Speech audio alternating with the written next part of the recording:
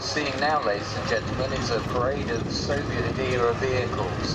The parade is led by a vehicle that was designed and based on a Russian armoured personnel carrier.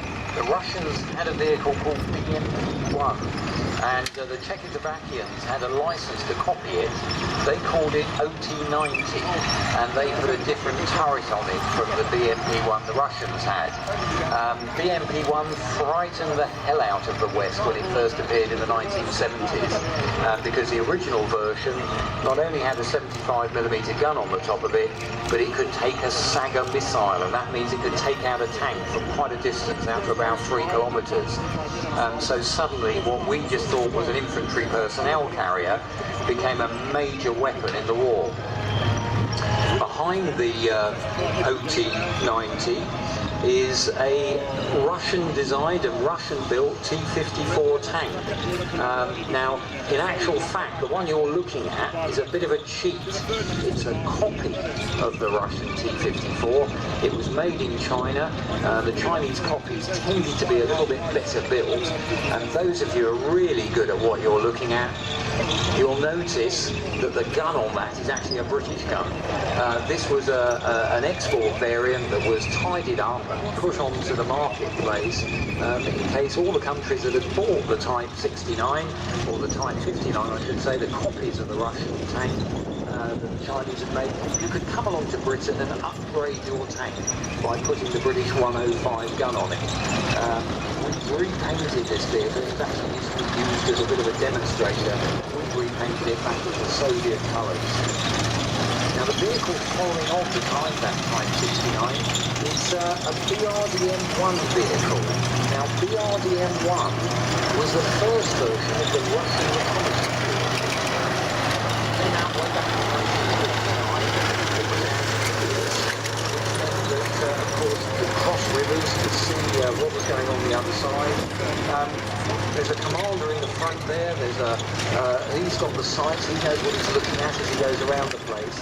And it's actually followed along by the BRDM-2, and that was a vehicle that replaced it. Slightly larger, slightly better armoured, same role really. That came into service in the 1960s. And again, you've got the same turret. The Soviets are very clever. They use the same turrets on a series of different vehicles. So again, you've got commonality of ammunition and parts and various other things going on. So guys who are serving on the vehicle will be very quickly familiar with them. And what would have been in that turret is something called a 14.5mm HVT machine gun. And so that's a heavy machine gun. And right next to it they have a lighter 7.62 machine gun, a PKP machine gun. So again, it carries a little bit of defensive firepower with it. So in our parade ground, the fourth vehicle that you'll be seeing, the fifth vehicle is BTR-60. And that was the general Russian armoured personnel carrier before they replaced it all with BMP-1, which is pretty much the one at the head of the column. BTR-60, a wheeled, 8-wheeled vehicle, infantry in the back. And they had lots of different variants of this vehicle, lots of different ways of taking into action. Some had turrets, some didn't, but the infantrymen are in the back there. To actually fight, they jump over the top of the vehicle when they debus. You'll see there's no other hatches apart from on the roof. And those of you who can see as it drives past you, this again was another one of those vehicles they made amphibious. The Russians, thinking if they were going to attack the west, we're going to have to cross lots of rivers. We would probably blow up our bridges. So if they were going to have to cross the rivers, how were they going to do it? And again, you can see here with the BTR-60 on the back, and also the BRDM-2. Round what looked like a keyhole on the rear, and that actually would open. And when the vehicle would cross the river, it goes forward, so it still